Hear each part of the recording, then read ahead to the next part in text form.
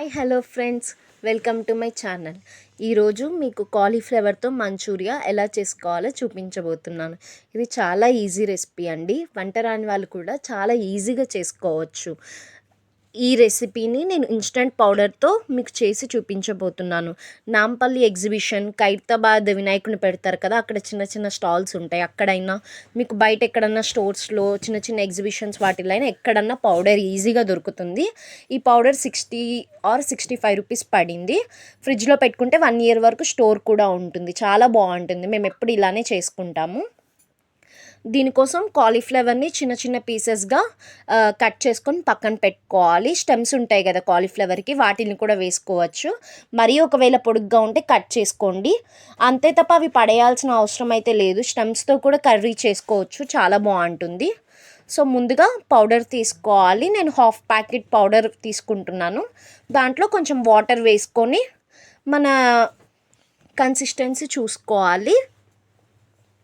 మీరు ఇంకా కలర్ కూడా వేయాల్సిన అవసరం లేదు, ఎక్స్ట్రాగా ఏం అవసరం లేదు. కలర్ కానీ లేదు అంటే సాల్ట్ కానీ ఇంకేదన్నా స్పైసెస్ కానీ ఏం వేయాల్సిన అవసరం లేదు. జస్ట్ వాటర్ వేసుకొని మిక్స్ చేసుకుంటే సరిపోతుంది. కన్సిస్టెన్సీ ఇప్పుడు నేను చూపిస్తున్నాను కదా, ఆ విధంగా ఉండాలి. కాలీఫ్లవర్ని డిప్ చేసి ఫ్రై చేసుకోవాలి. మీడియం ఫ్లేమ్లో పెట్టుకోవాలి. ఆయిల్ మంచిగా హీట్ ఎక్కాక మీడియం ఫ్లేమ్ పెట్టుకొని ఫ్రై చేసుకోండి, చాలా బాగుంటుంది. వీటిని ఉట్టిగా అయినా తినేసేయచ్చు, లేదా సాసెస్ అవన్నీ వేసుకొని మంచూరియాలు అయినా చేసుకోవచ్చు. ఎలా చేసుకున్నా సూపర్గా ఉంటాయి. మేము చాలాసార్లు చేసుకున్నాం, ఎప్పుడు కూడా ఇలానే ట్రై చేస్తుంటాం. ఎప్పుడు కూడా పర్ఫెక్ట్గా వస్తాయి రెసిపీ. ఈసారి మీకు ఎప్పుడన్నా పౌడర్ ఇలా దొరికితే కంపల్సరీగా తెచ్చుకొని ట్రై చేయండి ఒకసారి. చూసారు కదా, మంచిగా ఫ్రై అయిపోయినాయి. ఈ కలర్ వచ్చేసాక బయటికి తీసేయండి. ఇవి ఫ్రై అయ్యాయా లేదా అని కొంచెం డౌట్గానే ఉంటుంది, ఎందుకంటే ఆ కలర్ అలాంటిది. సో మనం ఫ్రై అయ్యాయి అనుకుంటాము. అవి పైకి తేలాక ఆయిల్ నుంచి తీసేసుకోండి. ఇప్పుడు మన మంచూరియాకి కావాల్సినవి ఆనియన్, స్ప్రింగ్ ఆనియన్స్, గార్లిక్, పచ్చిమిర్చి, ఇంకా స్ప్రింగ్ ఆనియన్స్లో వైట్ ఆనియన్స్ అవన్నీ తీసుకున్నాను. టమాటో పేస్ట్ తీసుకున్నాను. పచ్చి టమాటోస్ ఉంటాయి కదా, టమాటోస్ని మంచిగా వాష్ చేసుకొని వాటితోటి ప్యూరీ తీసుకున్నాను. ప్యాన్ పెట్టుకొని ఒక 3 టేబుల్ స్పూన్స్ ఆయిల్ వరకు వేసుకొని మంచిగా గార్లిక్, గ్రీన్ చిల్లీ ఫ్రై కానివ్వాలి. అవి కొంచెం ఫ్రై అయ్యాక ఉల్లిపాయ సన్నటి తరుగు, అలాగే స్ప్రింగ్ ఆనియన్స్లో కూడా ఆనియన్స్ ఉంటాయి కదా, అవి కూడా వేసుకున్నాను. గార్లిక్ కొంచెం ఫ్రై అయింది, చూస్తున్నారు కదా అక్కడక్కడ బ్రౌన్గా, చాలా బాగుంటుంది ఇలా కనుక ఫ్రై అయితే. ఇప్పుడు అల్లం వెల్లుల్లి పేస్ట్ వేసాను. అల్లం వెల్లుల్లి పేస్ట్ వేసుకొని మంచిగా ఫ్రై చేసుకోవాలి. చైనీస్ రెసిపీస్ కాబట్టి ఎప్పుడైనా సరే హై ఫ్లేమ్లోనే చేసుకోవాలి. అల్లం వెల్లుల్లి పేస్ట్ ఫ్రై అయ్యాక టమాటో ప్యూరీ వేసుకొని మంచిగా ఉడకనివ్వాలి. ఒక 5 మినిట్స్ ఉడికితే సరిపోతుంది.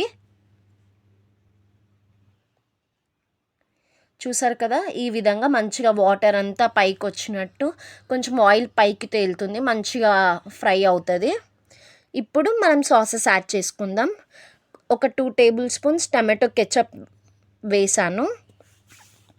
పిల్లలు కొంచెం టమాటో కెచప్ ఎక్కువ తింటారు అంటే ఇంకొక టేబుల్ స్పూన్ కానీ వేసుకోవచ్చు.